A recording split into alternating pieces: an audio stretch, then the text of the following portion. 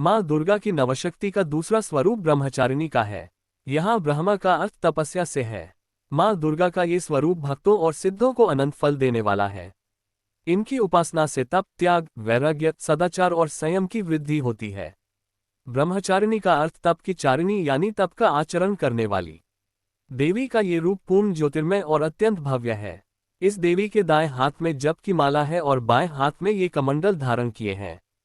पूर्वजन्म में इस देवी ने हिमालय के घर पुत्री रूप में जन्म लिया था और नारद जी के उपदेश से भगवान शंकर को पति रूप में प्राप्त करने के लिए घोर तपस्या की थी।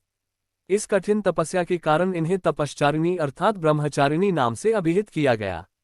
1000 वर्ष तक इन्होंने केवल फल फूल खाकर बिताए और 100 वर्षों तक केवल जमीन पर रहकर शाक पर निर्वाह किया। कुछ दिनों तक कठिन उपवास रखे और खुले आकाश के नीचे वर्षा और धूप के घोर कष्ट सहे। 3000 वर्षों तक टूटे हुए बिल्व पत्र खाए और भगवान शंकर की आराधना करती रहीं। इसके बाद तो उन्होंने सूखे बिल्व पत्र खाना भी छोड़ दिए। कई हजार वर्षों तक निर्जल और निराहार रहकर तपस्या करती रहीं। पत्तों को खाना छोड़ देने के कारण ही इनका नाम अपर्णा नाम पड़ गया। कठिन तपस्या के कारण देवी का शरीर एकदम क्षीण हो गया।